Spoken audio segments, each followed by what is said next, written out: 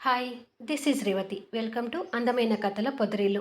వీడియోస్కి likes, comment, share చేస్తున్న ప్రతి ఒక్కరికి నా హృదయపూర్వక ధన్యవాదాలు. దయచేసి ఎవ్వరు కూడా వీడియో స్కిప్ చేయకుండా చదవండి. అప్పుడైతేనే మీకు స్టోరీ క్లియర్గా అర్థమవుతుంది. ఇక కథలోకి వెళ్తే ప్రేమ మనసులు ఎపిసోడ్ నెంబర్ 6. అన్నట్టుగానే 4 రోజులు గడిచి అశోక్ హైదరాబాద్ వస్తాడు. అశోక్ పింకీ పాపని ఎత్తుకొని ముద్దాడుతుంటే దివ్య డైనింగ్ టేబుల్ దగ్గర వంశీకి, అశోక్కి బ్రేక్ఫాస్ట్ పెట్టడానికి రాజమ్మ అందిస్తున్న డిష్ బౌల్స్ సెట్ చేసి పెడుతుంటుంది. వంశీ రెడీ అయి అక్కడికి వస్తూ, ఇంతకీ మీ రేణు మేడంకి ఏమని చెప్పి వచ్చారు ఫ్రెండ్ అంటాడు నవ్వుతూ. అశోక్ పాపని ముద్దాడుతూ, మా పల్లెటూరులో అరెకరం పొలం ఉంది, దాన్ని కౌలుకిచ్చి వస్తానని చెప్పి వచ్చాను ఫ్రెండ్ అంటాడు అశోక్ కూడా నవ్వుతూ. పర్వాలేదు, అబద్ధాలు చెప్పడం బాగా అలవాటు చేసుకున్నారనమాట అంటాడు వంశీ. మీ మర్దల్ని నా దారికి తెచ్చుకోవాలంటే నేను అబద్ధాలు చెప్పక తప్పదు ఫ్రెండ్ అంటాడు అశోక్. దివ్య గ్లాసులో వాటర్ పోస్తూ, రాజమ్మ నువ్వు వెళ్ళి పాపను తీసుకో, అశోక్ వంశీ గారు టిఫిన్ చేయడానికి వస్తారు అంటుంది. అలాగేనమ్మా అని రాజమ్మ అశోక్ దగ్గర నుంచి పాపను తీసుకుని వెళ్తుంది. అశోక్ వంశీ డైనింగ్ టేబుల్ దగ్గరికి వస్తే దివ్య వారికి వడ్డిస్తుంటుంది. ఈరోజు ఆఫీస్కి లంచ్ తీసుకురావద్దులే దివ్య, అశోక్ నేను లంచ్కి ఇంటికే వస్తాంలే అంటాడు. మీకెందుకు ఫ్రెండ్స్ శ్రమ, నేను హోటల్ రూమ్ తీసుకొని అక్కడే ఉంటానులే అంటాడు అశోక్. దివ్య కోపంగా అశోక్ వైపు చూస్తూ, ఏంటి హోటల్ రూమ్ తీసుకుంటావా, ఏం మా ఆతిథ్యం నీకు నచ్చడం లేదా అని అడుగుతుంది.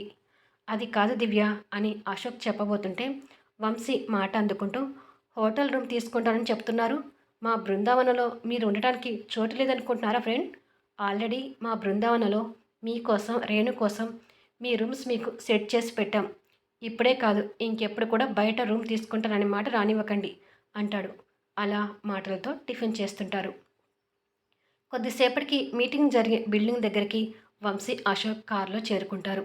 వంశీ కార్ ఆపి, మీరు ఇక్కడ దిగండి ఫ్రెండ్, నేను కార్ పార్కింగ్ చేసి వస్తాను అంటాడు. సరే అని అశోక్ కార్ దిగుతాడు. వంశీ కార్ పార్కింగ్ చేయడానికి ముందుకు వెళ్తాడు. ఇంతలో అశోక్కి ఏదో కాల్ వస్తే మాట్లాడుతుంటాడు. కొన్ని సెకండ్స్కి చక్రవర్తి గారు కారు కూడా వచ్చి డ్రైవర్ చక్రవర్తి గారిని అక్కడ దింపి ఆ డ్రైవర్ కూడా కార్ పార్కింగ్ చేయడానికి వెళ్తాడు. చక్రవర్తి గారు లోపలికి వెళ్ళడానికి అడుగులు ముందుకు వేస్తుండగా కాలు స్లిప్ అయి కింద పడబోతుంటాడు. వెంటనే అశోక్ వచ్చి చక్రవర్తి గారిని కింద పడకుండా పట్టుకుంటాడు. తండ్రి కొడుకుల్ని తెలియకపోయినా వారి ఇద్దరి మధ్య ఉన్న రక్త సంబంధం కారణం వల్లనేమో ఒకరికొకరు స్పర్శతో ఆత్మీయంగా చూసుకుంటున్నారు. ఇంతలో వంశీ అక్కడికి వస్తూ కాస్త దూరంలో వాళ్ళిద్దరినీ అలా చూసి ఆశ్చర్యపోతుంటాడు.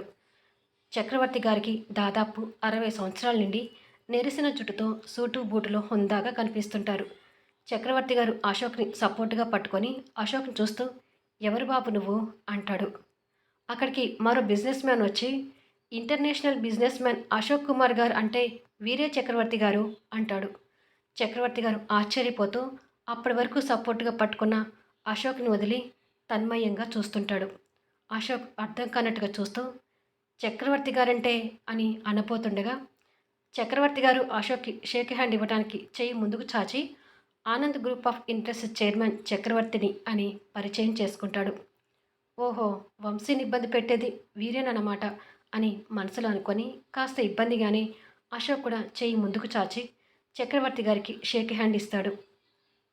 ఆ తండ్రి కొడుకులో చెయ్యి కలవగానే ఇద్దరి కళ్ళల్లోనూ ఏదో తెలియని ఆత్మీయత కనిపిస్తుంది.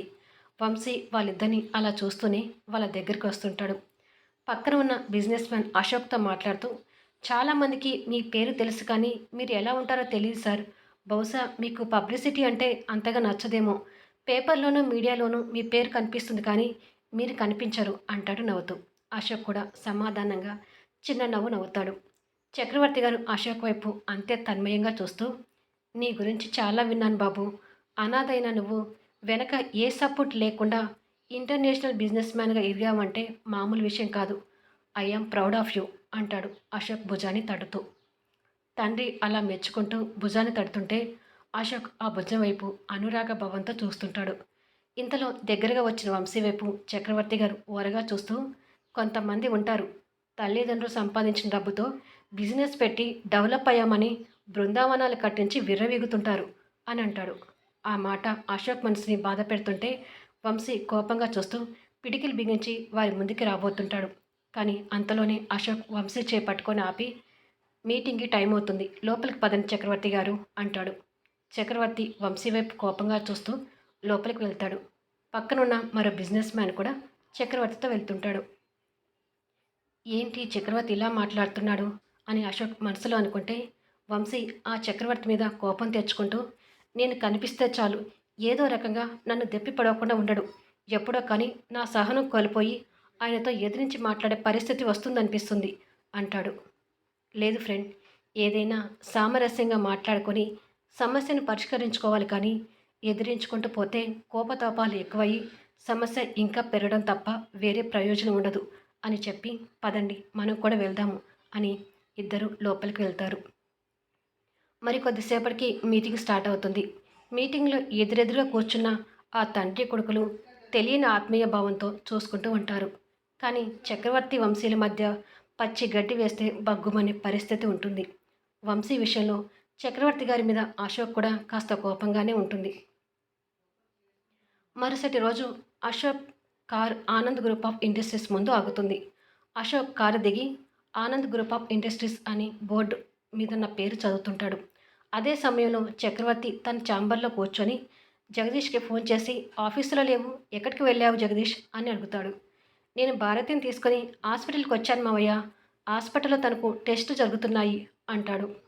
ఓకే అని చక్రవర్తి ఫోన్ పెట్టేసి తనకు ఎదురుగా టేబుల్ మీద 2 సంవత్సరాల వయసున్న ఆనంద్ ఫోటో వైపు చూస్తుంటాడు. అశోక్ లోపలికి ఎంటర్ అవుతూ వాళ్ళ ఆఫీస్ని గమనిస్తుంటాడు. ఎటు చూసినా ఆనంద్ అనే పేరు బోల్డ్గా కనిపిస్తుంటుంది.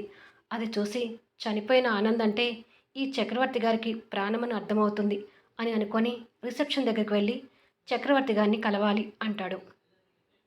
అపాయింట్మెంట్ తీసుకున్నారా సార్ అని అడుగుతారు. ఈ కార్డు చూపించండి అని విజిటింగ్ కార్డు ఇస్తాడు.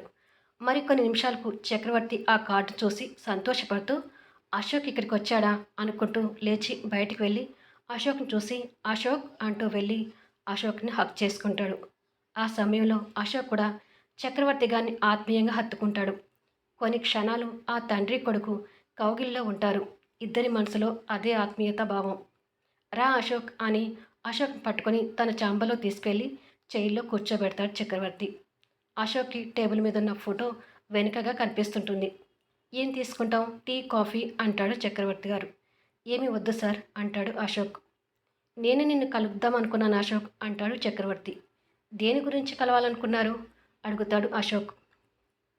చక్రవర్తి తన కళ్ళకున్న కళ్ళజోడు తీసి పక్కకు పెడుతూ, వంశీతో బిజినెస్ టైఅప్ నుంచి నువ్వు పక్కకు తప్పుకోమని చెప్పడానికి అంటాడు.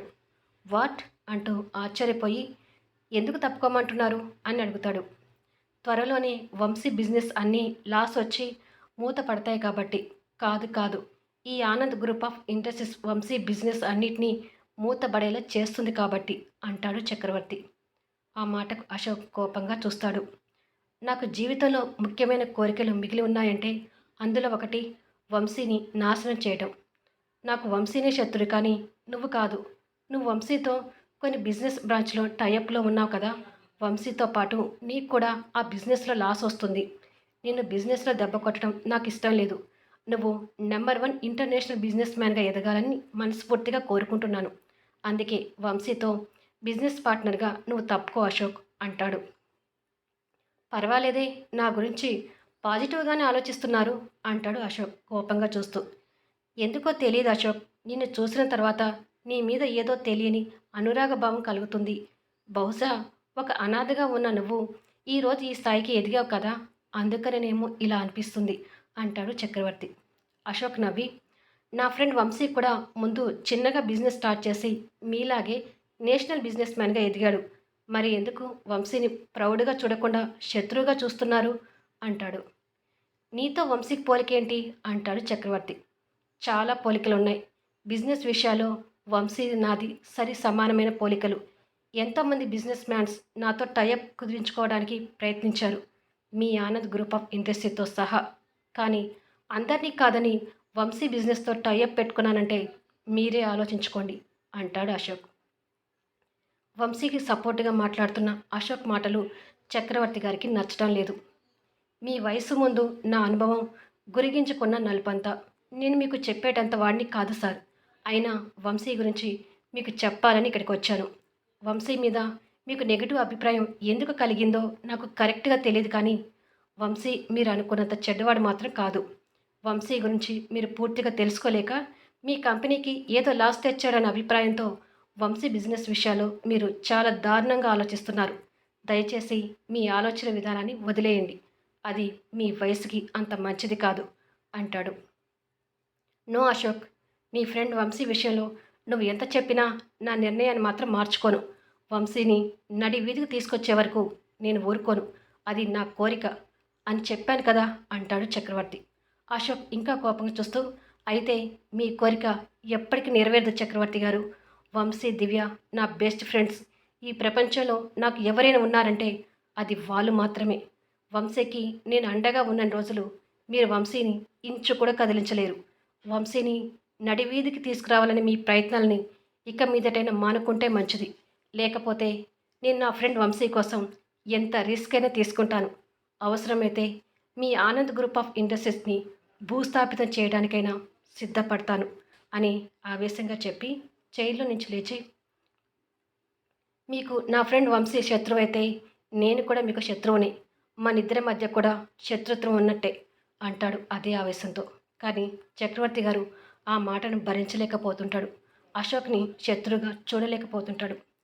వంశీ జోలికి వస్తే నా జోలికి వచ్చినట్టే అని గుర్తుపెట్టుకోండి అని వెళ్ళబోయి తెలియని ఆత్మీయ భావంతో ఆగిపోయి కొన్ని క్షణాలకు వెనుకకు తిరుగుతాడు. చక్రవర్తి కూడా అదే తెలియని ఆత్మీయ భావంతో అశోక్ని చూస్తుంటాడు. అశోక్ ఆ క్షణం కోపాన్ని కాస్త తగ్గించుకొని ఆయన కళ్ళలోకి అభిమానంగా చూస్తూ, ఎందుకో తెలీదు మీకు ఒకసారి చేతులెత్తి నమస్కరించాలనిపిస్తుంది అని చేతులెత్తి నమస్కరించి తెలియని భావంతో తండ్రిని చూస్తూనే వెళ్ళిపోతాడు. ఇదండి ఈ ఎపిసోడ్ మీద మీ అభిప్రాయాలను ఖచ్చితంగా తెలియజేయండి. అలాగే లైక్స్ ఇవ్వడం మాత్రం మిస్ చేయకండి. మళ్ళీ నెక్స్ట్ అప్డేట్లో కలుద్దాం.